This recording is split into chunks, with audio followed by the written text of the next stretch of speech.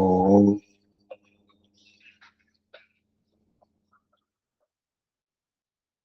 ओम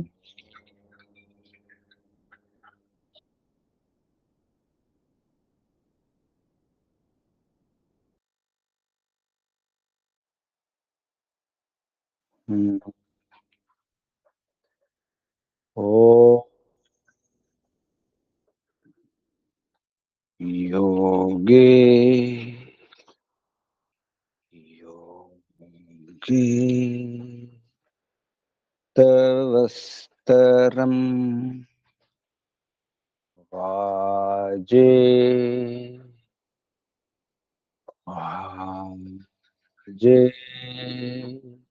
हवामहे सखाय इंद्रमूतये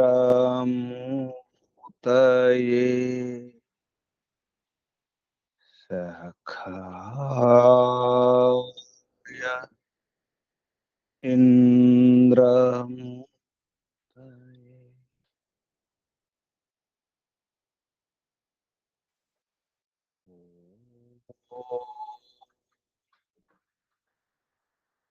ईशावास्यमिदं सर्वं यत्किञ्च जगत्यां जगत्तेन त्यक्तेन भुञ्जीथा मा गृधक्कस्य स्विद्धनं तेन त्यक्तेन भुञ्जीथा मा गृधक्कस्य स्विद्धनं मा गृधक्कस्य स्विद्धनम्।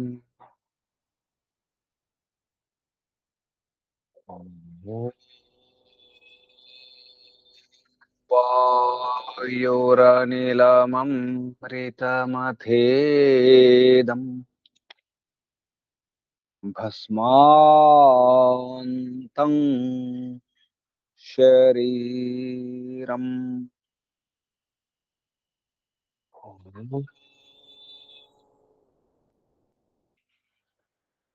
क्रतो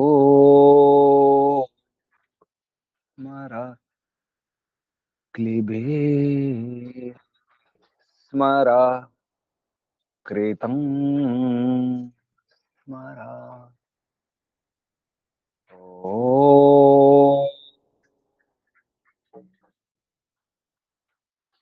क्रतो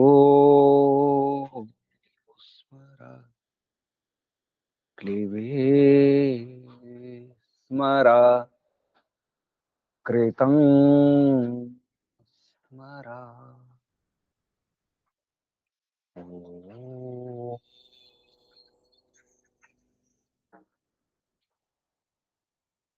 हिरण्मयेन पात्रेण सत्यस्यापिहितं मुखम् यो सावादित्ये पुरुषः सोऽसावहम्। ॐ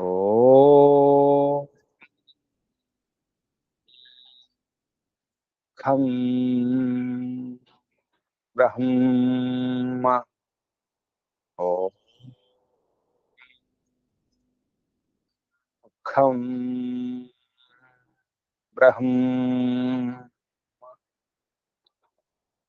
ॐ खं ब्रह्म ॐ शान्ति शान्ति शान्ति। ओम परमपिता परमात्मा। ओम। ओम रक्षका, ओम सर्वरक्षका, ओम सदा रक्षका, सर्वदा रक्षका, ओम सत्य रक्षका, नित्य रक्षका, सर्वत्र रक्षका, ओम सर्वधा रक्षका, सर्वथा रक्षका, शाश्वत रक्षका, परम रक्षका, ओम जगद रक्षका, विश्व रक्षका, ओम। ओम शाश्वत पिता, शाश्वत माता, सर्व पिता, सर्व माता, जगत पिता, विश्व पिता, विश्व माता, जगत पिता, जगन माता, जगदाम्बा, जगन जननी, जगतपति, विश्वपति। ओम। ओम शाश्वत भ्राता, दाता, विधाता, शाश्वत बंधु, मित्रा, सखा, शाश्वत गुरु, आचार्य, शाश्वत स्वामी, शाश्वत राजा, राजाधिराजा, स्वराट, विराट, ब्रह्मराट, सर्वराट, शाश्वत राट। ओम शाश्वत न्यायाधीशा। ओम सदाधारा, सर्वदाधारा, जगदाधारा, विश्वाधारा, ईश्वरा, परमेश्वरा, सर्वेश्वरा, ईशा, परेशा, सर्वेशा, विश्वेशा, जगदीशा। ओम। ओम सर्वांतर्यामिन, सर्वभूतांतरात्मा, सर्वव्यापका, सर्वशक्तिमान, निराकारा, न्यायकारी, दयालु, अजर, अमर, अभय, अनुपमा, सत्य, नित्य, सृष्टिकर्ता, धर्ता, हर्ता, भर्ता, पालनकर्ता, प्रलयकर्ता। ओम प्रभो, ओम विभो, स्वयंभू, ओम शंभु, ओम शंभु, ओम भूः, ओम भुवः, ओम। ओम भूर्भुवस्वः। प्राणदाता, प्राणाधारा, प्राणेश्वरा, प्राणप्रदाता, जीवनेश्वरा, जीवनदाता, जन्मदाता, सर्व दुख विनाशक, सकल क्लेश नाशक, संकट मोचक, समस्त शांति निराश, भय निर्मूलक। ओम सच्चिदानंद स्वरूप, स्वयं सुख स्वरूप, अनंत आनंद घन, आनंददाता, आनंदकर, सुखकर, सुखदायक, आत्मदा, बलदा, ज्ञानदा, सर्वदा, हर्षद, मोक्षद। ओम। ఓం ఓం ఓం ఓం. ఓంకు వందనాలు. ఋషులకు, మహర్షులకు, మునులకు, యోగులకు, గురువులకు, ఆచార్యులకు, అధ్యాపకులకు, పెద్దలకు, మాతాపితలకు, శ్రేయోభిలాషులకు, మిత్రులకు, జడచేతనాది చరాచర జగత్తుకు, స్థావర జంగమాలకు వందనాలు. सर्वेभ्यो नमो नमः। प्रणवः प्रणामः। आत्मा बंधुवुलारा, शाश्वत बंधुवुलारा, विश्व बंधुवुलारा, धर्म बंधुवुलारा, ब्रह्म बंधुवुलारा, ఆత్మీయ బాంధవులారా, మిత్రులారా, అత్యంత దుఃఖ నివృత్తి అభిలాషులారా, అత్యంత పూర్ణ పురుషార్థులారా, మోక్షాకాంక్షులారా, ముముక్షువులారా, విశ్వాత్మ, బ్రహ్మాత్మ, పరమాత్మ, అనంత ఆత్మ, శాశ్వతాత్మ దర్శన అభిలాషులారా, సాధకులారా, ఈశ్వర ఆరాధకులారా, పరమేశ్వర ఉపాసకులారా, అన్వేషకులారా, జిజ్ఞాసులారా, ఎంత తెలుసుకుంటే అంత, ఎంత తెలుసుకుంటా అంత ఆనందం. ఆనందం ఆనందం. తెలియకపోవడమే మన కష్టాలకు బాధలకు కారణం. ఎంత తెలుసుకుంటే అంత. మహాసాగరం ఆనందం. ఆనందాబ్ది ఆనంద సాగరం. మహర్నవం మహాసాగరం పరంపిత పరమాత్మ. ఎంత తోడుకుంటే అంత, ఎంత దోచుకుంటే అంత. ఎంతైనా దోచుకోవచ్చు ఈ ఆనంద సాగరంలో. అడిగేవారే లేరు. అర్హత ఉండాలి. అర్హత ఉండాలి కానీ అడిగేవారే లేరు. ఎంతైనా దోచుకోండి, ఎంతైనా తోడుకోండి, ఎంతైనా నింపుకోండి, పాత్రత పెంచుకోండి. మన పాత్ర ఎంత ఉంటే అంత, మన శక్తి సామర్థ్యాలు ఎంత ఉంటే అంత. అంతా తన మహిమయే, తన స్వరూపమే. సచ్చిదానంద స్వరూపం. సచ్చిదానందమే పరంపిత పరమాత్మ యొక్క మహిమ. స్వరూపం అంటే మహిమ కూడా. ఇదంతా తన మహిమయే, తన స్వరూపమే. సత్యచిత ఆనందమే. అనంత ఆనంద ఘనం పరంపిత పరమాత్మయే. ఎంత తెలుసుకుంటే అంత. ఎంతైనా తెలుసుకోండి, ఇంకా మిగిలే ఉంటుంది. అనంతం పరంపిత పరమాత్మ యొక్క ఆనందం అనంతం. పరంపిత పరమాత్మ యొక్క జ్ఞానము, విజ్ఞానము, విద్య, శక్తి, సామర్థ్యాలు, బలాలు అంత అనంతమే, అపారమే, పరాకాష్ట, చరమ సీమ. అదే హద్దు. పరమాత్మే హద్దు. ఐశ్వర్యానికి పరమాత్మే హద్దు. పరమేశ్వరుడు పరమ ఐశ్వర్యవంతుడు. అదే పరమం, అదే శ్రేష్టం, శ్రేష్టతమం పరంపిత పరమాత్మయే. ఎంత తెలుసుకోవాలి, ఎంతైనా తెలుసుకోండి. ఋగ్వేదం, యజుర్వేదం, సామవేదం ఇంకా ఎంతైనా తెలుసుకోండి. ఈశ్వర సాక్షాత్కారం పొందే ప్రయత్నం చేయాలి. దానికి బ్రహ్మచర్యం పాటించాలి, బ్రహ్మలో చరించాలి. బ్రహ్మ వేద అధ్యయనం చేయాలి. బ్రహ్మ అంటే వేదం. బ్రహ్మ అంటే పరంపిత పరమాత్మ, పరబ్రహ్మ. అన్నిటికంటే గొప్పది పరమం బ్రహ్మ, పరం బ్రహ్మ. దాని మించినటువంటి గొప్ప పదార్థము ఏది లేదు ఈ జగత్తులో, ఈ విశ్వములో.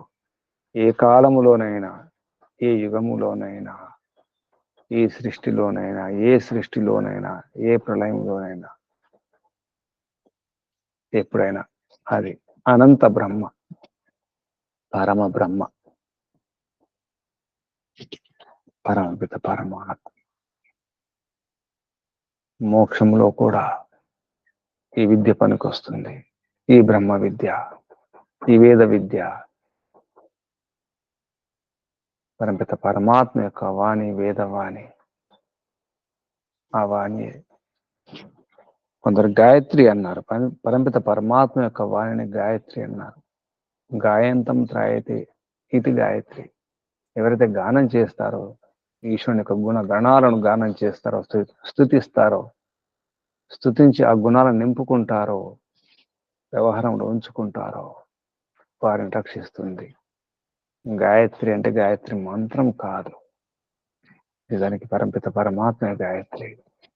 వేదవాణియే గాయత్రి, వేద విద్యయే గాయత్రి.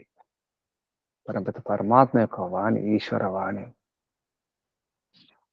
దాని ప్రకారంగానే ఆచరణలో, వ్యవహారములు ఆచరించినప్పుడే, ఆచరణలో ఉంచినప్పుడే ఆనందాన్ని అనుభవిస్తాం. మోక్షంలోనే కాదు, ఇప్పుడు కూడా, ఈ క్షణంలో కూడా. అప్పుడే శరీరాన్ని వదిలిపెట్టిన తర్వాతే అని కాదు, ఇప్పుడు కూడా ఆనందాన్ని అనుభవించవచ్చు. ఆనందాన్ని అనుభవిస్తూనే ఉన్నాం. అప్పుడప్పుడు కొన్ని క్షణాలు తెలుస్తుంది ఆనందంలో ఉన్నామని. ఆ క్షణం వరకే. పరమపిత పరమాత్మ యొక్క రక్షణలో ఉన్నప్పుడు ఆ క్షణంలో ఆనందమే ఆనందం. పరమాత్మతో కలిసినప్పుడు, అర్థం చేసుకున్నప్పుడు, అనుభవించినప్పుడు, అనుభూతి చెందినప్పుడు, ఆ స్పర్శ తగిలినప్పుడు, ఆ స్పర్శ తగులుతూనే ఉంది. స్పర్శ ఉంది. పరమపిత పరమాత్మ తాకుతూనే ఉన్నాడు, తట్టుతూనే ఉన్నాడు, ప్రేరణ ఇస్తూనే ఉన్నాడు, స్పర్శిస్తూనే ఉన్నాడు. తన ఒడిలోనే ఉంచుకున్నాడు, తన గర్భంలో ఉంచుకున్నాడు. హిరణ్య గర్భంలో పరమపిత పరమాత్మ అన్నింటినీ జలచేతనములను స్థావర జంగమాత్మక చరాచర జగత్తును తన ఒడిలోనే, తన నీడలోనే, తన గర్భంలో ఉంచుకున్నాడు. అది అర్థం కాక మనం భయపడుతున్నాం, బాధపడుతున్నాం, ఏడుస్తున్నాం, కలవరిస్తున్నాం, పలవరిస్తున్నాం. అమ్మ అమ్మ అమ్మ లేదనుకుంటున్నాం. అమ్మ ఒడిలోనే ఉన్నాం, పడుకొని ఉన్నాం. అమ్మ ఒడిని మర్చిపోయినాం, అమ్మనే మర్చిపోయినాం, ఓంనే మర్చిపోయినాం.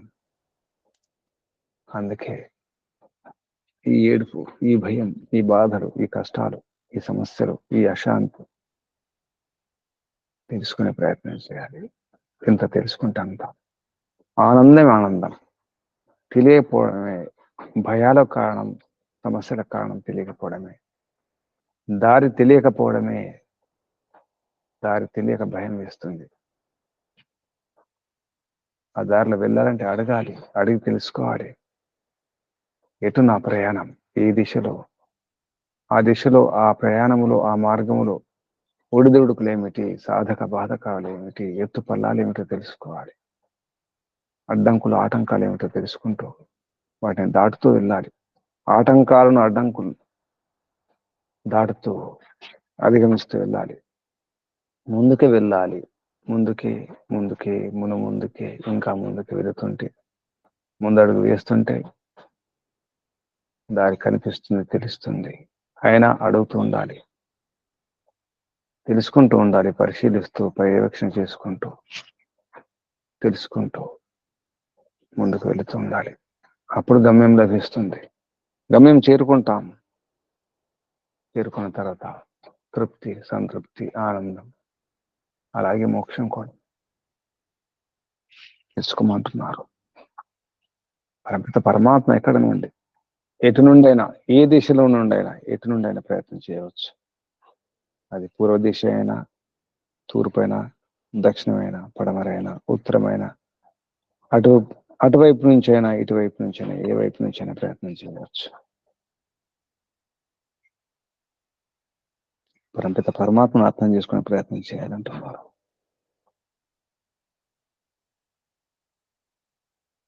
ముక్త జీవులు, ముక్తి పొందినటువంటి జీవులు జీవించున్నప్పుడు కూడా ముక్తి పొందవచ్చు, జీవన్ముక్తం కావచ్చు.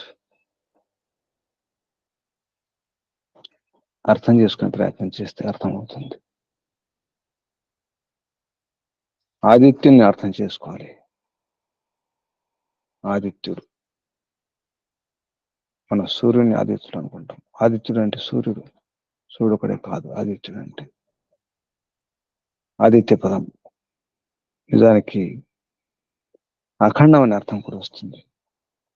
అదే ఆసమంతాత్ ద్యోతతే ఇది ఆదిత్య, అంతటా వ్యాపించి ప్రకాశించేవాడు. ఆసమంతాత్ ద్యోతతే, కనిపిస్తాడు, ప్రకాశిస్తాడు, అంతటా ఉన్నాడు.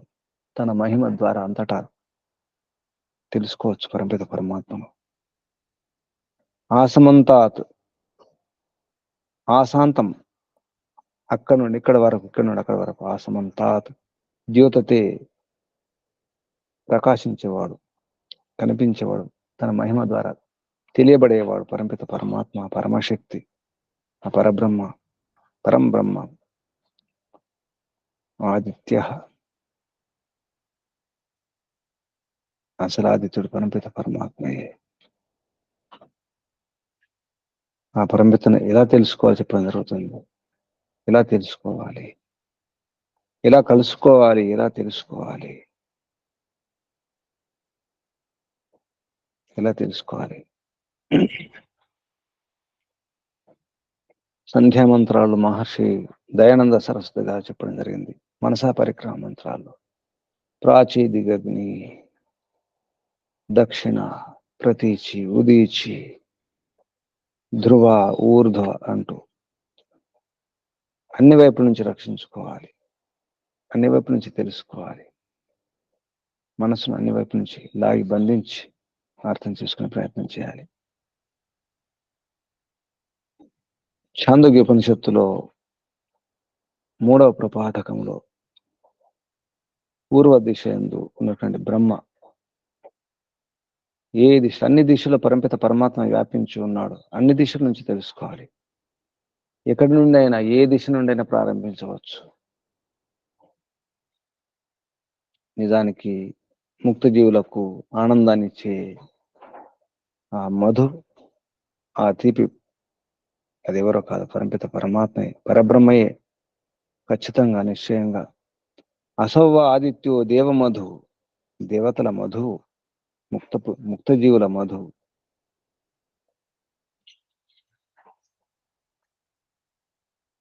తేనె చాలా మధురమైనది. మధువు అన్నారు, తేనెని మధు అంటారు. మధుర పదార్థాలలో తేనెని మించినటువంటి మధురమైన ఆనందాన్ని ఇచ్చే పదార్థం మరొకటి లేదు. ఆ తేనె వంటి ఈ పరబ్రహ్మకు బ్రహ్మాండమే ఒక వంకర టింకర ఉండే ఒక వెదురు బొంగు లాంటిది. వంశం అంటారు సంస్కృతంలో, వంశం. ఇందులో బాన్స్ అంటారు, బొంగు, వెదురు బొంగు లాంటిది. అంటే ఆధారం. అంటే ఈ బ్రహ్మాండములో, ఈ విశ్వంలో పరంపిత పరమాత్మ ఉన్నాడు.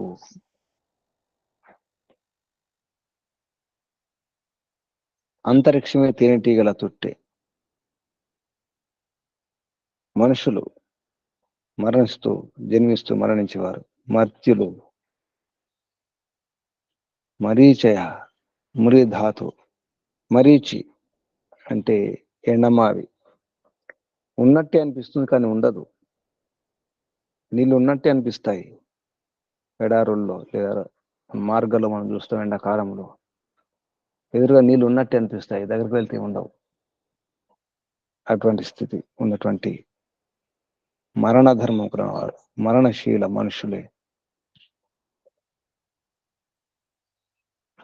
ఈ తేనె అనుభవించడానికి అధికారులు ఎవరో కాదు, మనుషులే. ఆ తేనెను, ఆ మధువును ఆస్వాదించే అధికారం ఉన్నవారు. మానవ దేహంలోనే ఆ యోగ్యత ఉంటుందని చెప్పడానికి. అసౌవ ఆదిత్యో దేవమధు తస్య దేవు ఏవ తిరశ్చీన వంశ. వంకర టింకరటువంటి తిరశ్చీన వంశం వెదురు బొంగు. అంతరిక్షం అపూప, అంతరిక్షమే అపూపం, తుట్టె, తేనెటీగల తుట్టె. మరీచయ పుత్రాహ, మరీచి పుత్రులు, మరణించేవారు. మరీచి పుత్రులు, మరీచయ. ఆ పుత్రులే ఆ తేనెటీగల పిల్లలు. మధుమక్షికముల తేనెటీగల పిల్లలు, పుత్రులు అని వర్ణించడం జరిగింది. ఛాందోగ్యోపనిషత్తు తృతీయ ప్రపాఠకము, ప్రథమ ఖండం. పూర్వదిశయందు బ్రహ్మ వ్యాపకత.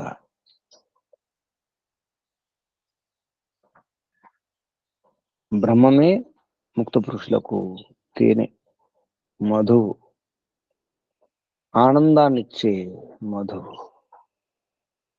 మధు ఆనందం, తేనె ఆనందం. నిజానికి తేనె ఔషధాలను మోసే వాహనము, వాహకం. వెంటనే శక్తినిచ్చేది. అసలు ప్రపంచంలో వెంటనే శక్తినిచ్చే పదార్థం తేనె మాత్రమే.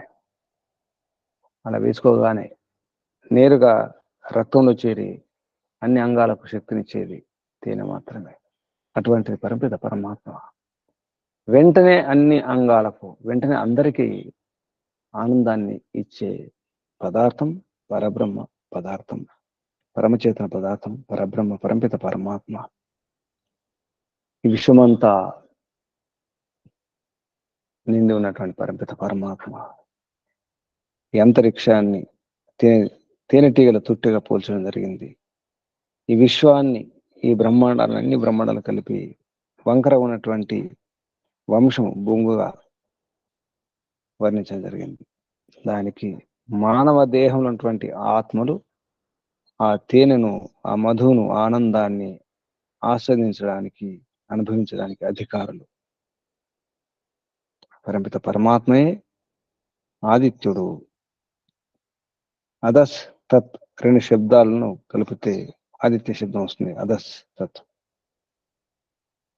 అంటే ఆసమంతాత్ ద్యోతితే ఇది ఆదిత్య, పరంపిత పరమాత్మ అని వర్ణించడం జరిగింది. పుత్రుడు పునంతి ఇది పుత్రాహ, ఇంటిని గృహాన్ని పవిత్రం చేసేవాడని అని అర్థం కూడా వస్తుంది. పుత్రుడు అంటే పునంతి పవిత్రం చేసేవాడు, ఇది పుత్ర ఇంటిని పవిత్రం చేస్తాడు. అంతేకాదు పుతః క్లేశాత్ త్రాయతే ఇది పుత్ర, క్లేశముల నుండి కాపాడేవాడు కాబట్టి పుత్రుడు. క్లేశాలను కష్టాలను దూరం చేసేవాడు, తల్లిదండ్రుల యొక్క పెద్దల యొక్క కష్టాలను దూరం చేసేవాడు, బాధలను దూరం చేసేవాడు, నరకమును దూరం చేసేవాడు పుత్రుడు. పుత్రిక అది మనమే. నిజానికి పరంపిత పరమాత్మ యొక్క పుత్రులం పుత్రికలం, పరంపిత పరమాత్మ యొక్క సంతానం. మనమే క్లేశాలను కష్టాలను దూరం చేసుకునే ప్రయత్నం చేయాలి, ఇతరుల యొక్క కష్టాలను కూడా దూరం చేసే ప్రయత్నం చేయాలి, పవిత్రంగా ఉండే ప్రయత్నం చేయాలి. అప్పుడు పరంపిత పరమాత్మ యొక్క పుత్రులం అవుతాం, ఈశ్వర పుత్రులం అవుతాం.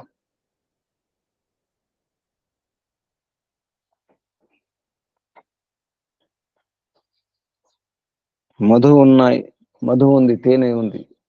ఆ మధు యొక్క నాడులు కూడా ఉంటాయి. ఆ నాడులు వేదముల జ్ఞాన రూప పుష్పము నుండి ఈశ్వర రూప మధు, ఈశ్వరుడే నిజానికి మధువు తేనె అన్నారు.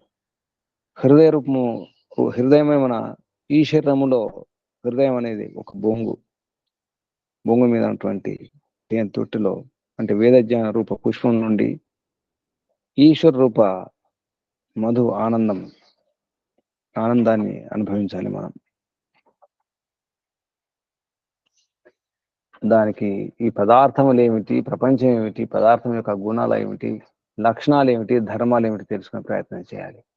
దాన్ని ఋగ్వేదం అన్నారు. ఏతం ఋగ్వేదం అభ్యతపస్ తస్య అభితప్తస్య యశస్తేజ ఇంద్రియం వీర్యం అన్నాద్యం రసో అజాయత.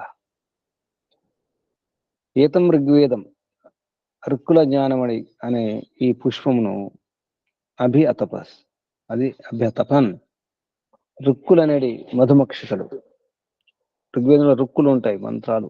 ఆ రుక్కులు తేనెటీగలు, అవి మతిస్తాయి. తేనె పుష్పం నుండి మకరందాన్ని తీసుకొచ్చి ఈ తేనె తుట్టె గూట్లో పెట్టి తన రెక్కలతో విసురుతూ తేనెగా మారుస్తాయి. అది ఆ రకంగా మతిస్తాయి, మథనం చేస్తాయి. తస్య అభితప్తస్య, ఆ మంత్రం చేయబడినటువంటి ఆ రుక్కుల యొక్క జ్ఞానరూప పుష్పం నుండి యశస్సు తేజస్సు, ఇంద్రియం ఐశ్వర్యం, ఇది పరమైశ్వర్య అనే ధాతు. ఇంద్రియం అంటే ఐశ్వర్యం, వీర్యం పరాక్రమం, వీర్యం అంటే పరాక్రమం, అన్నాద్యం తినే పదార్థాలు అనేది రసంని అజాయత, ఆ రకం పుడుతుంది. అంటే ఋగ్వేద జ్ఞానం వలన ఏం జరుగుతుందని చెప్పాను. ఋగ్వేదం అనే మధుమోక్షికలు, తేనెటీగలు, రుక్కుల జ్ఞానం అనే పుష్పం దాన్ని మధిస్తే ఆ జ్ఞానం అనే పుష్పం నుండి యశస్సు తేజస్సు, ఐశ్వర్యం, వీర్యం, తినే పదార్థాలన్నీ కూడా తినే పదార్థ రూప రసం ఉత్పన్నమవుతుంది. తద్ వ్యక్షర, తద్వ్యక్షరం, అది విశేషంగా అంతటా వ్యాపించేది ఆ రసం. తద్ ఆదిత్యం అభిత, అది బ్రహ్మమునకు అన్ని వైపులా. ఇక్కడ ఆదిత్యం అంటే పరంపిత పరమాత్మ, అభిత అంటే అన్ని వైపుల నుండి ఆశ్రయిస్తుంది. అంటే పరంపిత పరమాత్మ అంతటా ఉన్నాడు, అంతటా ఆ రసం ఉంది, ఆనంద రసం ఉంది. అది వ్యక్షరత్, విశేషంగా అంతటా వ్యాపించి ఉంది. పరంపిత పరమాత్మ యొక్క ఆనందం అంతటా ఆనంద సాగరమే ఉంది. ఆ సాగరంలో మనం ఉన్నాం.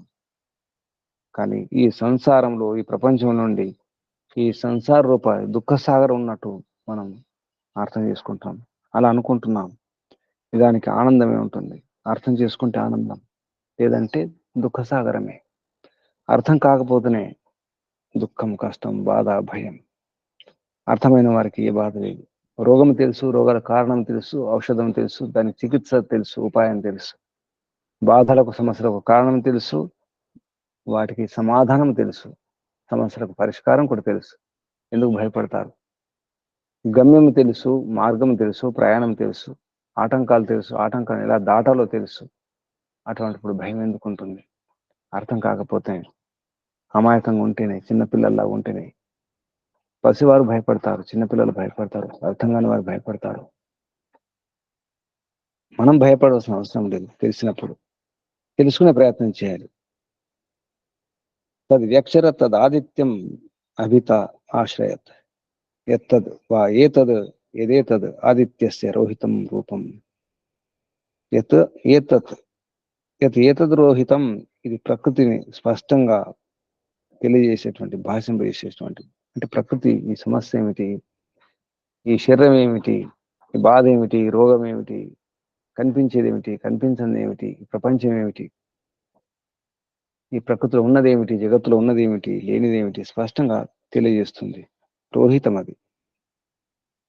ముక్తా ముక్తాత్మ యొక్క యశస్సును, తేజస్సును అన్నిటిని కూడా సర్వత్రా వ్యాపించి అంతటా ఉన్నటువంటి పరమిత పరమాత్మ అన్ని కలుగజేస్తారు. ఎవరైతే ఈశ్వరోపాసకులు ఉంటారో, ఆచరణలో వ్యవహారంలో ఈశ్వరోపాసన చేస్తారో వారికి అన్ని లభిస్తాయి. ఆదిత్యుడు ఆదిత్య బ్రహ్మ అంతటా వ్యాపించినటువంటి పరమిత పరమాత్మను ఆశ్రయించినప్పుడు పరమిత పరమాత్మ మనల్ని రక్షిస్తుంటాడు, కాపాడుతుంటాడు. మన యశస్సుకు, మన తేజస్సుకు, మన సుఖాలకు, మన ఆనందాలకు, నిజానికి అన్నిటికీ ఆధారం పరమిత పరమాత్మే. మళ్ళీ అక్కడే అందులోనే లీనమైపోతుంటాం, పరిసమాప్తం అవుతుంటాం. పర్యవసానం అక్కడే, పరిసమాప్తం అక్కడే. అదే బ్రహ్మ. అదే బ్రహ్మ యొక్క మహిమ. అది ప్రకృతి యందు కనిపించే, భాషించే, వ్యక్తమయ్యేటువంటి ఈ మహిమ పరమిత పరమాత్మ యొక్క మహిమ కేవలం పూర్వ దిశ యందు, తూర్పు దిశ యందు మాత్రమే కాదు, దక్షిణంలో కూడా. ఈ పూర్వ దిశ యందు ఋగ్వేదం అన్నారు, దక్షిణ దిశ యందు కూడా యజస్సులనే మధుమక్షికలు ఉంటాయి. ఇంతకుముందు రుక్కులు, మధుమక్షికలు. ఇప్పుడు యజస్సు, యజుర్వేద జ్ఞానం అనే యజుర్వేద జ్ఞానం అనేది పుష్పమును మతిస్తే, ఆస్వాదిస్తే అప్పుడు అక్కడి నుంచి యశస్సు, తేజస్సు, ఐశ్వర్యం, వీర్యం. ఇక్కడ ఋగ్వేదం రుక్కులను అధ్యయనం చేస్తే, అర్థం చేసుకుని ఆచరిస్తే ఏం లభిస్తుందో, ఉపలబ్ధులు ఏమిటో, లాభం ఏమిటో చెప్పడం జరిగింది. అలాగే యజస్సులను కూడా అథ ఏ అస్య దక్షిణ రశ్మ్య, దక్షిణ దిశ యందు ఉన్నటువంటి రశ్ములు, తేజస్సు, సూర్యుడు అనుకుంటే సూర్యుని యొక్క కిరణాలు, దక్షిణ దిశ యందు ఉన్నటువంటి ఆ రశ్ములు, కిరణాలు, తేజస్సే పరబ్రహ్మ, పరమిత పరమాత్మ అనేది మధువునకు దక్షిణ మధునాడులు. ఇంతకుముందు అది తూర్పు మధునాడులు, దక్షిణ మధునాడులు యజస్సులు అన్నారు. అలాగే సామవేదం పశ్చిమ దిశ అందు బ్రహ్మ వ్యాపకత అని చెప్తుంది. సామ గణరూప మక్షికలే, సామగణం అవుతుందో, గణ రూప ఆ తేనెటీగలే సామజ్ఞాన రూప పుష్పమును ఆస్వాదించగా, మతించగా, అంటే సామవేదాన్ని అధ్యయనం చేసి అర్థం చేసుకుని మనం ఉపాసనలో ఉపయోగించుకున్నప్పుడు ఆనందాన్ని ఆస్వాదిస్తాం. అప్పుడు యశస్సు, తేజస్సు, ఐశ్వర్యము, పరాక్రమము, వీర్యము, మన సుఖ సాధనాలన్నీ కూడా లభిస్తాయి. ఆ రసం ఉత్పన్నమవుతుంది అంటారు. అంటే వేదాలను కేవలం అధ్యయనం చేయడం కాదు, వేదాలను వాడుకోవాలి, ఉపయోగించుకోవాలి అని అర్థం. అప్పుడు ఆ సాధకునికి యశస్సు మొదలవన్నీ కూడా లభిస్తాయి. ఆ రకంగా ఉత్తర దిశ యందు ఆదిత్య వాచ్యమైనటువంటి బ్రహ్మ యొక్క ఉత్కృష్ట గమనం. ఉత్తరం అంటే ఉత్కృష్ట గమనం. నిజానికి దక్షిణం అనేది కూడా దక్షిణ, అది వృద్ధి పొందడం. దక్షిణ అంటే దక్షతకు గుర్తు దక్షిణం. అందుకే కుడిచే దక్షిణ హస్తం అంటారు. కుడిచేకి బలం ఎక్కువ ఉంటుంది ఎడమ చేయి కంటే. దక్షిణ దిక్కుకు బలం ఎక్కువ ఉంటుంది. దక్షిణ నుంచి వచ్చే గాలు కూడా బలమైన గాలులు వస్తాయి. ఉత్తరం ఉత్కృష్టమైనటువంటి తేజస్సు అన్ని లభిస్తాయి. అది అథర్వేదానికి గుర్తుగా చెప్పడం జరిగింది. అథర్వాంగిరస అథ ఏ అస్య ఉదంచో అంటే ఉదీచి, ఉదీచి అంటే ఉత్తరం. ఉదంచో రశ్మి త ఏవ అస్య ఆది ఉదీచ్య ఉదిచ్చు మధునాడ్యో మధునాడ్యో అథర్వాంగిరస ఏవ మధుకృత ఇతిహాస పురాణం పుష్పం త అమృత ఆప. అథర్వేద మంత్రాలు మధుమక్షికలు, ఇతిహాస పురాణాలే. ఇతిహాస పురాణం అంటే నాకు బ్రాహ్మణ గ్రంథాలు. ఈ చరిత్రలు, ఈ పురాణ గ్రంథాలు ఇవి కాదు. ఇతిహాస పురాణం అంటే సృష్టి ఆరంభం నుంచి ఉన్నటువంటి చరిత్ర, అది ఇతిహాసం. ఆ ఇతిహాసం, ఆ పురాణ విషయాలన్నీ కూడా, పాత సనాతన ఆరంభ విషయాలను కూడా బ్రాహ్మణ గ్రంథాల్లో వర్ణించడం జరిగింది ఋషులు, మహర్షులు. ఇతిహాస పురాణం పుష్పంత అమృత ఆపహ. ఆ ఇతిహాస పురాణాలే పుష్పం, అది అమృత రూపం, జలం లేదా అమృతం, తేనె. తేవా ఏతే అథర్వాంగిరస ఏతద్ ఇతిహాస పురాణం అభ్యతప. ఈ రకంగా ఇతిహాస పురాణాలు, బ్రాహ్మణ గ్రంథాలను, అరణ్య గ్రంథాలను, వేదానుకుల శాస్త్రాలు అధ్యయనం చేయడం వలన అన్ని లభిస్తాయి. యశస్సు, తేజస్సు, ఐశ్వర్యము, వీర్యం, పరాక్రమం, సుఖ సాధనాలు, మనం అన్నాది పదార్థాలన్నీ కూడా లభిస్తాయి. కానీ చివరికి పరపిత పరమాత్మ అనేది మళ్ళీ సమాప్తం అవుతుంది. తద్వ్యక్షరత్ తదాదిత్యం అభితో ఆశ్రయత్ ఎత్తద్వా ఏతద్ ఏతద్ ఆదిత్యస్య పరం కృష్ణం రూపం. అందులే కృష్ణం అంటే ఆకర్షించి, కృష్ణం రూపం ఆకర్షకంగా భాషించే పరపిత పరమాత్మ యొక్క మహిమది కృష్ణం రూపం.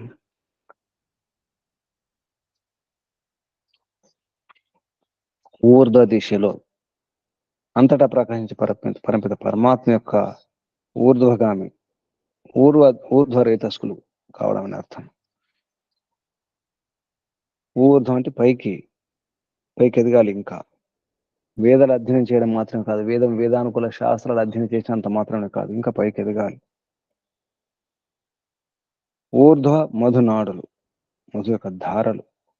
తేనెటీగలు పెట్టినటువంటి తేనె చుట్టలో పైకి ఉన్నటువంటి ఆ తేనె చుట్టినటువంటి గదులు, మన శరీరంలో నాడులు ఉన్నట్టుగానే అవి కూడా ఆ రకంగా అల్లుతాయి, గూడు కడుతుంటాయి, తేనె చుట్టని తయారు చేసుకుంటాయి. ఆ గూఢంగా ఉన్నటువంటి విషయాలను అర్థం చేసుకోవాలి. గూఢ విషయం ఏంటి? వైదిక శిక్షణలే మధుమక్షికలు. 4 వేదాలటువంటి ఏవైతే విద్యలు ఉన్నాయో, ఉపాయాలు ఉన్నాయో, వాటిని అర్థం చేసుకోవాలి. అదే తేనె ధారలు, అమృత జలాలు. గూఢ విషయాలు, అర్థం కాని విషయాలు ఎన్నో ఉంటాయి. దుర్భేదమైనటువంటి ఆ వేదోపదేశములను అర్థం చేసుకోవాలి. ఆ వేదోపదేశాన్ని మధుమక్షికలు అన్నారు. చతుర్వేదాలైన పుష్పములను ఆస్వాదించిన తర్వాత యశస్సు, తేజస్సు, ఐశ్వర్యం, వీర్యం, పరాక్రమం అన్నాదులన్నీ ఉత్పన్నములు అయితే లభిస్తాయి. చివరికి పరంపిత పరమాత్మలోనే లీనమైపోతాయి. ఈ భౌతిక సుఖాలు, ఆనందాలు, తేజస్సు గాని, యశస్సు గాని ఏది చివరికి మిగలదు, అన్నీ పోతాయి, పరంపిత పరమాత్మలో లీనమైపోతాయి. ఈ విధంగా ఇది మధు విద్య, తేనె విద్య, ఆనంద విద్య, ఆనందరస విద్య. ఋగ్యజుస్సామాథర్వ వేదంలే, ఆ వేదానికి సంబంధించినటువంటి విద్యలే, ఇవన్నీ కూడా అర్థం చేసుకోవాలి. తర్వాత దానికోసం బ్రహ్మచర్యం పాటించాలన్నారు. వసు బ్రహ్మచర్యం 24 సంవత్సరాలు, రుద్ర బ్రహ్మచర్యం 44 సంవత్సరాలు, ఆదిత్య బ్రహ్మచర్యం 48 సంవత్సరాలు. అంతేకాదు, ఇంకా మరుత్తు బ్రహ్మచర్యం ఇంకా దాటాలి. చతుర్వేదాన్ని కాదు, ఇంకా అర్థం చేసుకుని ప్రయత్నించాలి, ఇంకా అధ్యయనం చేయాలి. చతుర్వేదం మనం గనక ఈ బ్రహ్మచర్య విషయాలకు, వేదాలకు జోడిస్తే, ముడివేస్తే, వసు బ్రహ్మచర్యం అంటే ఋగ్వేదం అనుకోవచ్చు. ఋగ్వేద విద్య, ఋగ్వేద కృతం. చాలా స్పష్టంగా చెప్పడం జరిగింది. ఋగ్వేదం అనేది. తద్యత్ ప్రథమం అమృతం తద్ వసవ ఉపజీవంతి అగ్నినా ముఖ్యేన నవై దేవాశ్నంతిన పిబంతి. వేద విద్యను అభ్యసించినప్పుడు ఈ తిరణం తాగడం అనే ధ్యాస ఉండదు. వేద విద్యనే తిరణం తాగడం ఉంటుంది. జ్ఞానామృతమే భోజనం.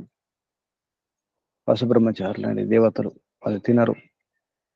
నా అశ్నంతి నవై దేవ అశ్నంతి, దేవ నా అశ్నంతి.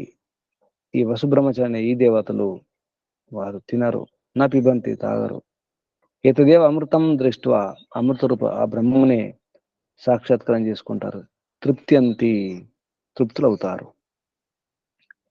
ఋగ్వేదాది రూపంలో ఈ అమృతములలో ముఖ్యంగా ఋగ్వేద రూప అమృతాన్ని పొంది అగ్నిలాగా ప్రకాశమానులై ఆ రకంగా వసుబ్రహ్మచారులు మోక్షధామంలో నివసిస్తారు. ఋగ్వేదాన్ని అర్థం చేసుకున్న వారు కూడా మోక్షం పొందవచ్చు. ఒక వేదాన్ని అధ్యయనం చేసి అర్థం చేసుకొని కూడా మోక్షం పొందవచ్చు. ఋగ్వేదం, యజుర్వేదం, సామవేదం, అథర్వేదం అన్ని విద్యలు కూడా పొంది కూడా మోక్షం పొందవచ్చు.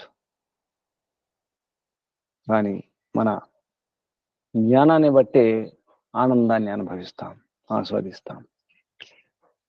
గురుకుల వాసం చేసి అందులో 24 సంవత్సరాలు బ్రహ్మచర్యం పాటించి ఋగ్వేదాది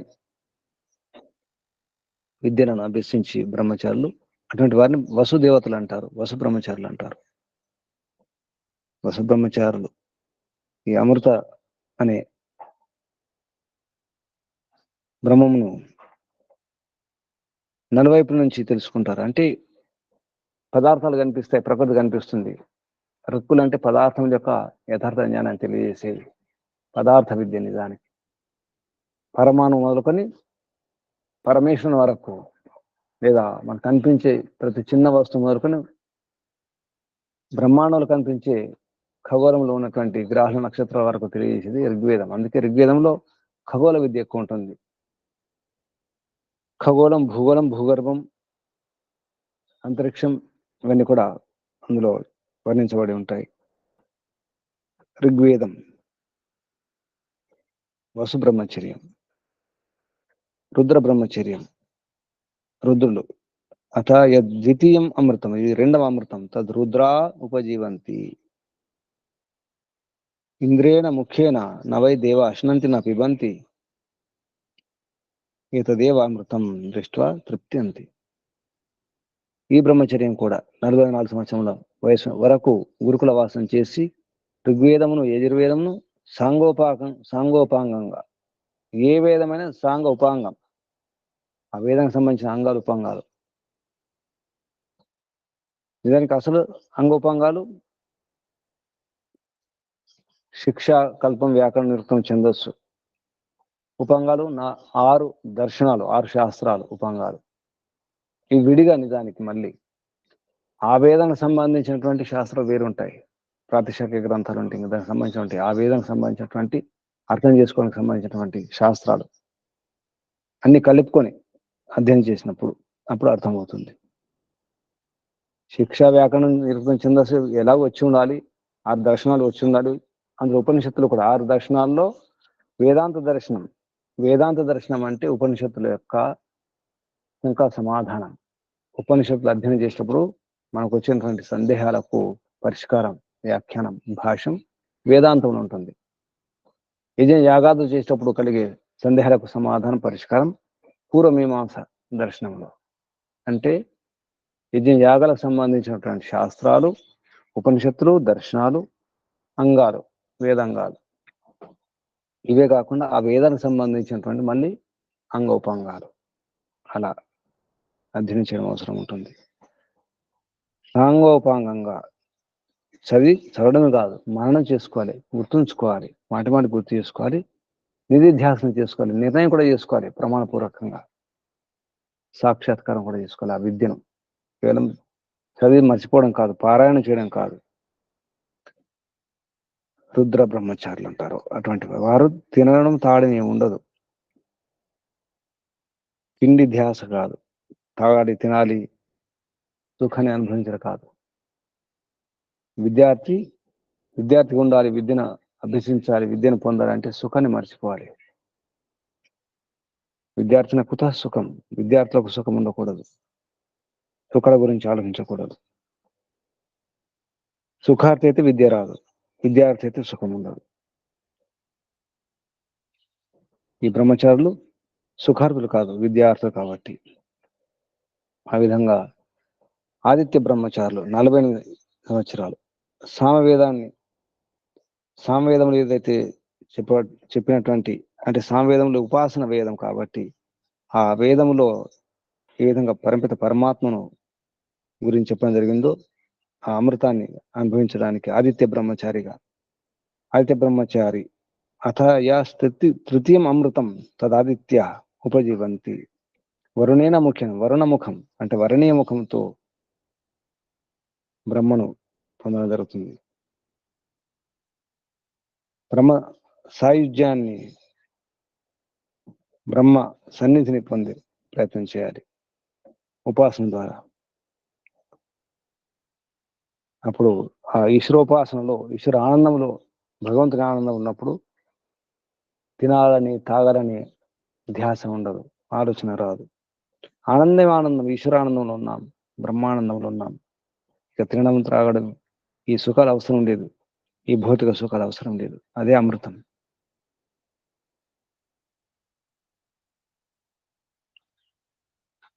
అంతేకాదు మరుత్ బ్రహ్మచర్యం కూడా అన్నారు. కేవలం 4 వేదాలను అర్థం చేసుకున్నంత మాత్రం కాదు. ఈ మరుత్ బ్రహ్మచర్యం 4వ వేదం, 3 వేదాలు, 3 విద్యలు కాదు. దాన్ని ఎలా వాడుకోవాలి, ఏ ఉపాయంతో వాడుకోవాలి, ఎలా వినియోగించుకోవాలి, అది కూడా రావాలి. అది అథర్వేద మంత్రాలు. అథర్వేద మంత్రార్థాలను, కేవలం మంత్రాలు మాత్రమే కాదు, మంత్ర అర్థాలను కూడా అధ్యయనం చేయాలి. బ్రహ్మను అర్థం చేసుకోవాలి. బ్రహ్మను అర్థం చేసుకున్న వారు మరుత్తునామక బ్రహ్మచారి అంటారు. అంటే అథర్వేదాన్ని అధ్యయనం చేసి వీటన్నిటిని ఎలా వాడుకోవాలి, ఎలా ఉపయోగించుకోవాలి అనే విద్యను పొందినవాడు. సాంకేతిక విద్య. అటువంటి వాడు చంద్రునిలాగా శోభిస్తాడని చెప్పాను. చంద్రునిలాగా శోభితముకుడై బ్రహ్మమును పొందుతాడు, బ్రహ్మ సామీప్యాన్ని అనుభవిస్తాడు, అక్కడ ఆనందంలో జీవిస్తాడు.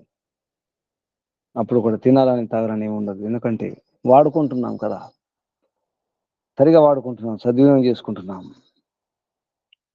ఇది 48 ఏళ్ళ కంటే ఎక్కువ మరుత్ బ్రహ్మచర్యం. వసు బ్రహ్మచారులు, రుద్ర బ్రహ్మచారులు, ఆదిత్య బ్రహ్మచారులు. ఇది మరుత్ బ్రహ్మచర్యం 48 కంటే ఎక్కువ. 48 ఏళ్ళ వరకు అధ్యయనం ఉంటుంది, అన్ని వేదాల అధ్యయనం. దాన్ని దాటి కూడా చేయాలి, ఇలా వాడుకలు కూడా రావాలి కదా. అది అథర్వేదం గురించి చెప్పడం జరిగింది. అంతేకాదు, దాన్ని దాటి కూడా ఉండాలి. అన్ని శాస్త్రాలు అధ్యయనం చేసి, వేదాలు అధ్యయనం చేసి ఆగిపోతే కాదు, ఇంకా దాటాలి. అది సాధ్య ఉపజీవంతి, సాధ్య బ్రహ్మచారులు. 5వ అమృతం, 5వ బ్రహ్మచర్యం. 4 వేదాలను సంపూర్ణంగా అధ్యయనం చేసి ఈశ్వర సాక్షాత్కారం కొరకు ప్రయత్నం చేయాలి. ఈశ్వర సాక్షాత్కారం కొరకు ప్రయత్నం చేయడం అనేది సాధ్య బ్రహ్మచర్యం. సాధించాలి, మనం సాధ్యాన్ని సాధించే ప్రయత్నం చేయాలి. సాధ్య అనే పేరున్నటువంటి బ్రహ్మచారులు సాధ్య బ్రహ్మచారులు. అసాధ్యాన్ని సాధించేవారు. ఆ నిజానికి అసలు సాధ్యం పరమిత పరమాత్మే. సాధించాలి. పరమాత్మ సాధనీయం, సాధ్యుడు. మనం సాధకులం. సాధన చేయాలి, ఈశ్వర సాధన చేయాలి, ఈశ్వరోపాసన చేయాలి, యోగ సాధన చేయాలి.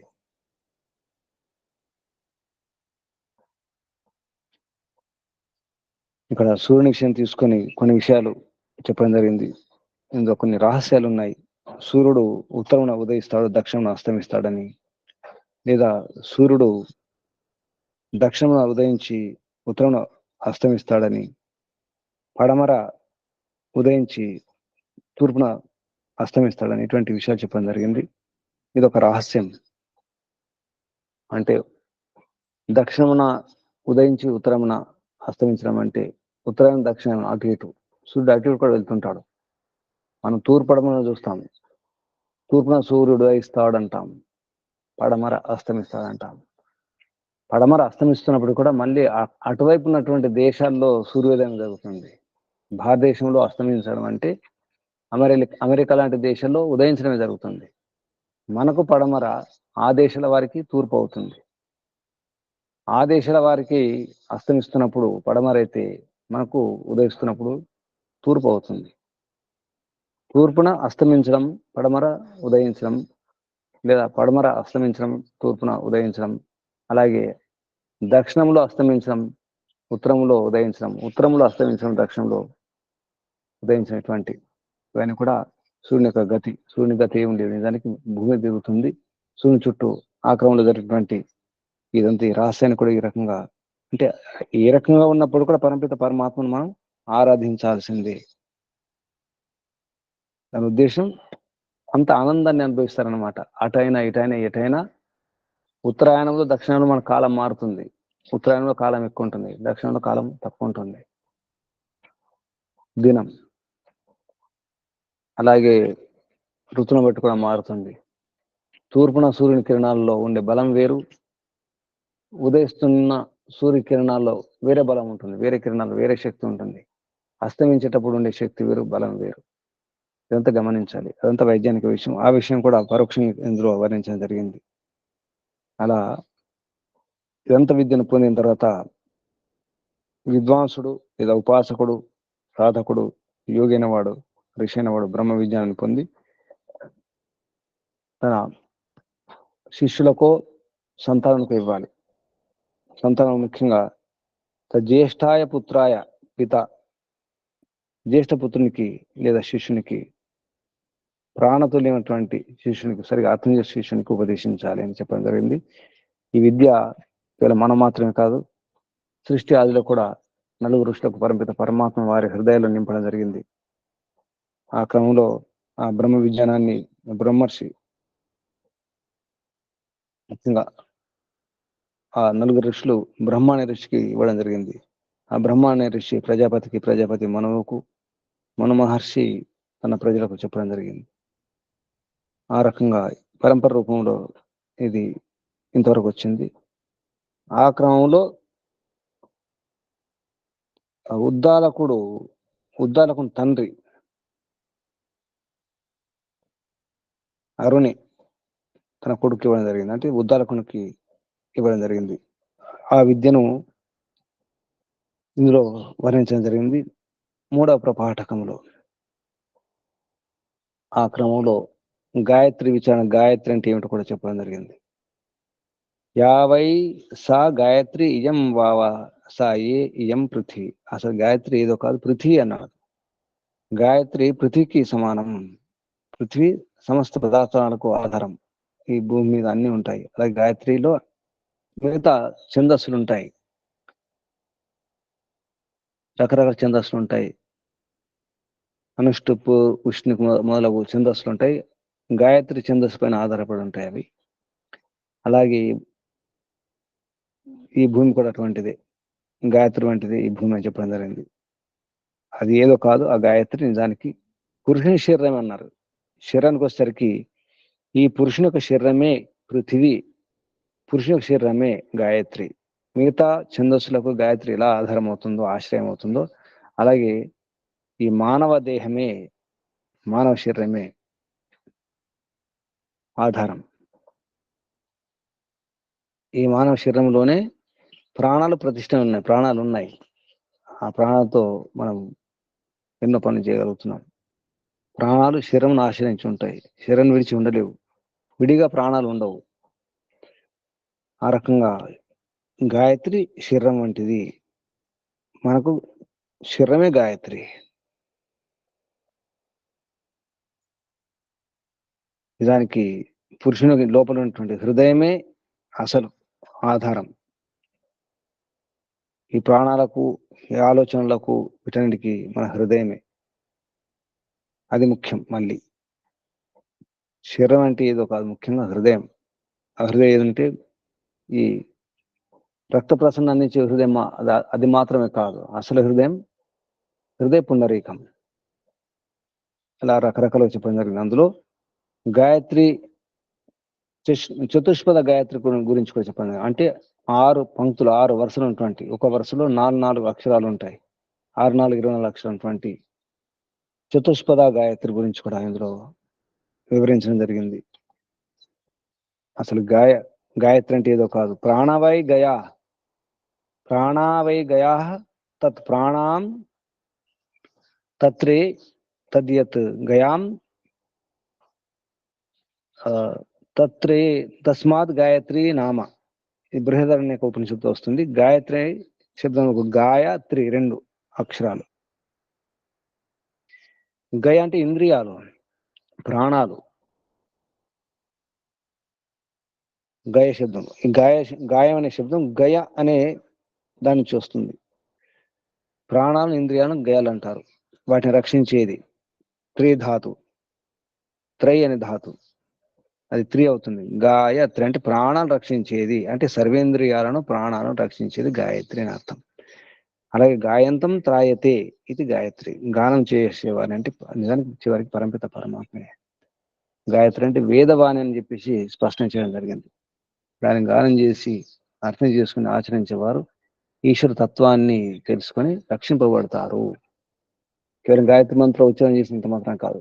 ఓం భూర్భువ స్వః తత్సవితుర్వరేణ్యం భర్గో దేవస్య ధీమహి ధియో యో నః ప్రచోదయాత్, ఇది మాత్రం గాయత్రి మంత్రం కాదు. గాయత్రి ఛందస్సు అన్ని కూడా గాయత్రి మంత్రాలే. విశ్వాని దేవ సవితర్ దురితాని పరాసో యద్భద్రం తన్నాసో, అది కూడా గాయత్రి మంత్రమే. 24 అక్షరాలు ఉన్నటువంటి మంత్రం. ఓం అగ్నిమీళే పురోహితం, అది కూడా గాయత్రి మంత్రమే. అలా ఈ తృతీయ ప్రపాఠకం చెప్పడం జరిగింది. అలాగే ఇందులో హృదయంలో మనకు 5 దేవ సుషయ అన్నారు. సుషి చిద్రాలు. ఈ శరీరంలో ముఖ్యంగా 5 ద్వారాలు ఉన్నాయి, ఇంద్రియ ద్వారాలు. దేవ సుషులు. సుషి అంటే ఛిద్రం, కన్నం, రంధ్రం. అందులో పూర్వ సుషి అంటే పూర్వకన్నం, ప్రాణము. తర్వాత చక్షువు, ఆదిత్యుడు. ఆ రకంగా అంటే మన హృదయంలో కూడా పూర్వద్వారము సంచరించినటువంటి ప్రాణం. ఇది ఒక రహస్యం. దానికి హృదయంలో పూర్వద్వారం అని, నిజానికి 5 ద్వారాలు ఉంటాయి. మన హృదయం నిజానికి మనకు 4 అనిపిస్తాయి. రక్తాన్ని తీసుకోవడం, రక్తాన్ని పంపడం, అందులో మనకు 4 గదులు కనిపిస్తాయి. కానీ 5 ద్వారాలు ఉన్నట్టు చెప్పడం జరుగుతుంది. ఇది పరిశోధనీయ అంశం. ఎవరికైనా వైద్యులకు తెలిసి ఉండొచ్చు 5వ ద్వారం ఏమిటో. మనకు మాత్రం తెలిసినటువంటి గదులు 4 గదులు ఉంటాయి. ద్వారాలు కూడా 4 ఉంటాయి. 4 కవాటాలు ఉంటాయి. ఈ రకం కూడా పంచ బ్రహ్మ పురుషుల గురించి ఇందులో చెప్పడం జరిగింది. అంటే 5 సుషులు, 5 కన్నాల గురించి, ఛిద్రాల గురించి. ఆ బ్రహ్మ పురుషులు, ఆ ఉత్తర సుషి, పశ్చిమ సుషి, దక్షిణ సుషి అని. సుషి తూర్పు సుషి, పూర్వ ద్వారము, దక్షిణ ద్వారము, పశ్చిమ ద్వారము, ఉత్తర ద్వారం.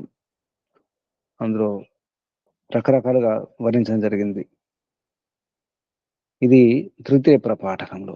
అలాగే బ్రహ్మోపాసన తృతీయ ప్రపాఠకంలో, చతుర్దశ ఖండంలో. సర్వం ఖల్విదం బ్రహ్మ తజ్జలాని. తజ్జలం, తత్ జలం, తత్ జలం అంటే అందులోనే లీనమైపోవడం. తత్ జల అన్, తత్ జలాన్.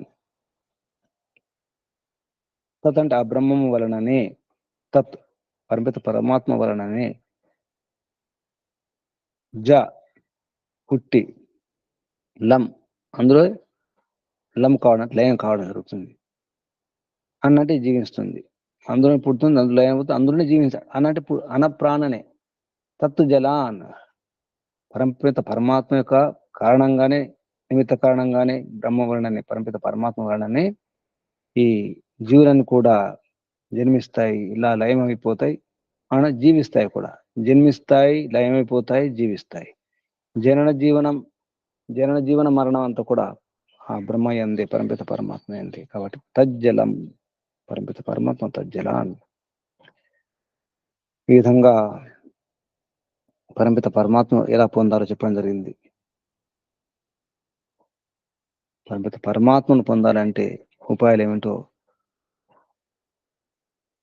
మూడో ప్రపాఠకంలో ఒక శైలితో చెప్పడం జరిగింది. అది ఎక్కడో కాదు, పరమాత్మ నువ్వు తెలుసుకోవడానికి మన హృదయంలోనే. ఏషమ్మ ఆత్మ అంతర్హృదయే అనియాన్ వ్రీహేర్వా యవాద్వా సర్షపద అంటే ఎంత సూక్ష్మంగా చెప్పడం జరుగుతుంది. మన హృదయంలో అనియాన్ చాలా సూక్ష్మంగా పరమాత్మ హృదయాంతరంలో ఆత్మ ఉంటుంది. అది వ్రీహి వరి ధాన్యం కంటే, సర్షప శ్యామాక ధాన్యం కంటే, సర్షప అంటే ఆవాలు, శ్యామాక సామల కంటే, శ్యామ వాటి తండులం, సామల బియ్యం కంటే ఇంకా సూక్ష్మం వర్ణించడం జరుగుతుంది. అది హృదయ అభ్యంతరం ఉన్నటువంటి పరమాత్మ పృథ్వీ కంటే, అంతరిక్షం కంటే, ద్విలోకం కంటే, అన్ని లోకాల కంటే పెద్దది.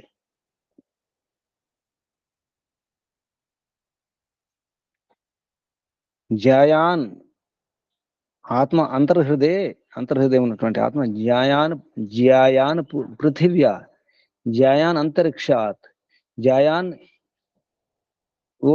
జ్యాయాన్ ఇజ్య అంటే అన్నిటికంటే ఇంకా ఇంకా స్థూలం, ఇంకా పెద్దది, అన్ని లోకాల కంటే పెద్దది, ద్విలోకం కంటే పెద్దది, అంతరిక్షంలో కంటే పెద్దది, అన్నిటికంటే పెద్దది.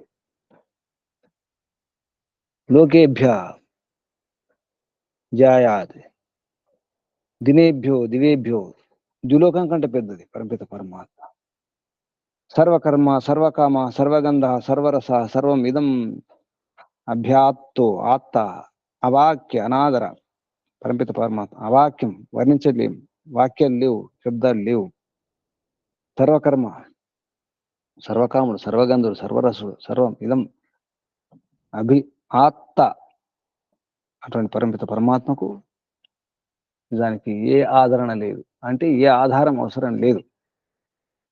పరమాత్మను ఎవరు గౌరవించాలి, ఎవరు సన్మానం చేయాలని అవసరం లేదు.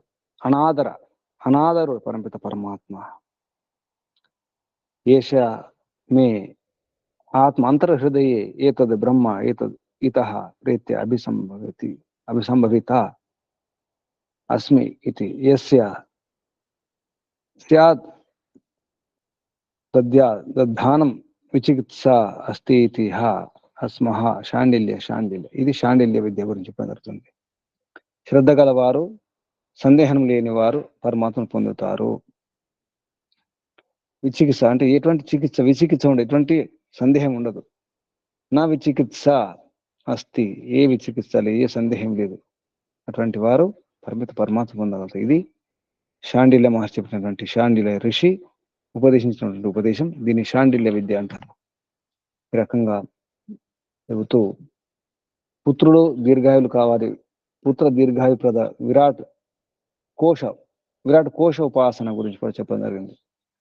తస్య ప్రాచి జుహ్రాణం సహమన్ అని, అంతరిక్షమే ఉదరమని, అసలు కోశం అని, అసలు నిధి ఏమిటో చెప్పడం జరిగింది. పరమాత్మకు అంతరిక్షమే ఉదరం, భూమి మూలస్థానం, పాదస్థానం, దిక్కులు పరమాత్మకు కోణాలు, ద్విలోకం ఉత్తరం ఊర్ధ్వముఖం, ఉన్నటువంటి ఛిద్రం బిలం నోరు అన్నమాట.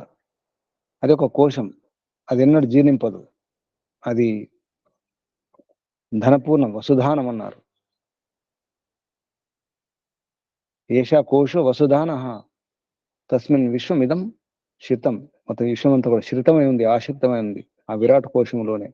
ఆ విరాట్ కోశాన్ని తెలుసుకునే ప్రయత్నం చేయాలి. ఆ తెలుసుకున్న వారికి పుత్రశోకం ఉండదు. అన్ని దిక్కులందు అందరూ తన కొడుకుల్లాగే ఉంటారు, వాయువులాగా. అంతటా వాయువు ఉన్నట్టుగానే పుత్రశోకం ఉండదు, అందరు తన పుత్రులే. నాకు సంతానం లేదు, నాకు పిల్లలు లేరు, ఉన్న పిల్లలు చనిపోయారని ఆ భావన, ఆ బాధ ఉండకూడదు. ఎందుకంటే అందరూ మన పిల్లలే. పుత్రశోకం ఉండకుండా ఉండాలంటే ఈ విధంగా అర్థం చేసుకోవాలని చెప్పడం జరిగింది. కోశాల గురించి, ఆత్మ దీర్ఘాయు ప్రద యజ్ఞోపాసన, యజ్ఞం గురించి కూడా చెప్పడం జరిగింది. ప్రాతఃసవనం, మధ్యాహ్న సవనం, సోమయాగం గురించి, సాయం సవనం ఇలా చేయాలి.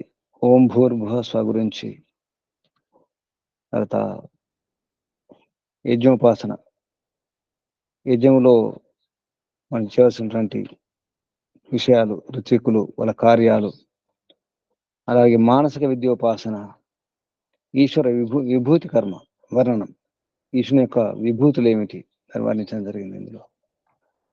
ఈ రకంగా తృతీయ ప్రపాఠకంలో ఉన్న విషయాలు మనం పరిచయం చేసుకున్నాం. తర్వాత 4వ ప్రపాఠకంలో పరమహంసల యొక్క సంభాషణ విని జ్ఞానశ్రుతి సారథిని రైకుని వద్దకు పంపడం జరుగుతుంది. ఆ బండి వాడు జ్ఞానశ్రుతి ఆత్మీయ వాడు ఉంటాడు. రైక్యుడు జ్ఞానశ్రుతి రాజు రకరకాల ప్రలోభాలు చూపించడం జరుగుతుంది. దీనికి లొంగడం ఉండదు రైక్యుడు. తర్వాత రైక్యునికి ధనాదులను, తర్వాత అశ్వత్థరి గుర్రాలను పూనించినటువంటి రథాన్ని, బంగారాన్ని ఇవ్వడం జరుగుతుంది. అయినా కానీ రైక్య ఋషి ఒప్పుకోవడం ఉండదు. చివరికి తన కూతురు తీసుకెళ్తాడు జ్ఞానశ్రుతి.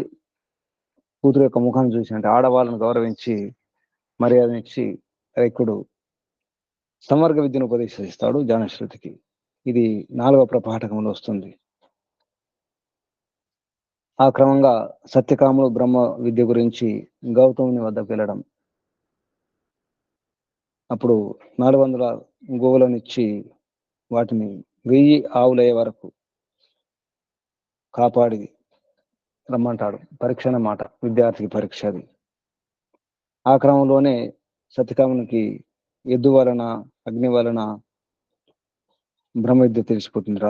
బ్రహ్మ యొక్క రహస్యం హంస వలన, మధువు వలన బ్రహ్మ యొక్క జ్ఞానం అర్థమైపోతుంది. బ్రహ్మజ్ఞానియే సత్యకాముడు 1000 ఆవులతో గురుకులానికి తిరిగి రావడం జరుగుతుంది. తర్వాత ఉపకోసడు సత్యకాముని యొక్క శిష్యుడు ఉంటాడు.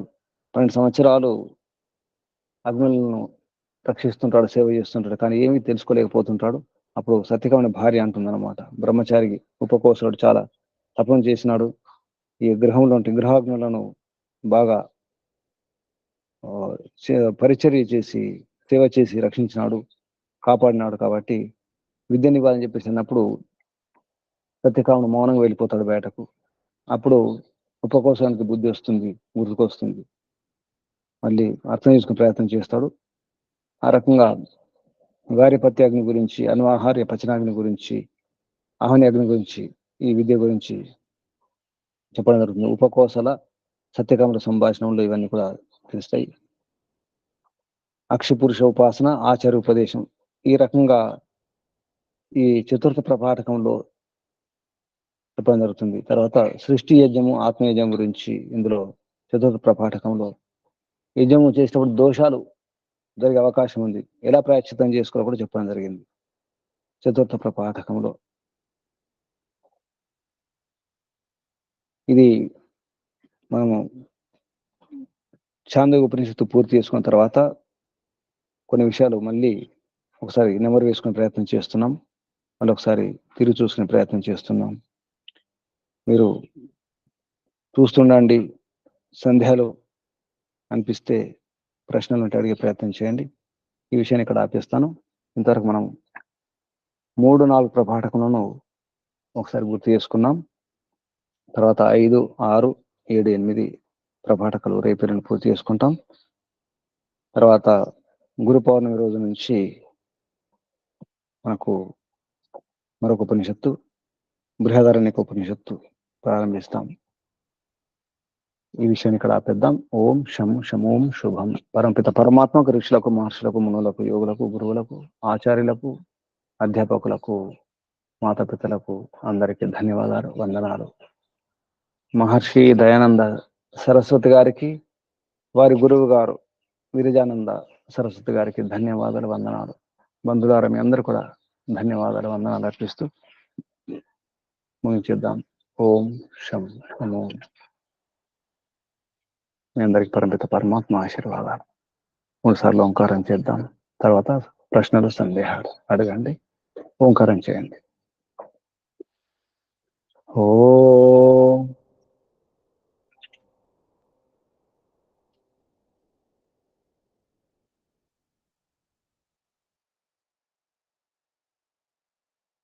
ఓం.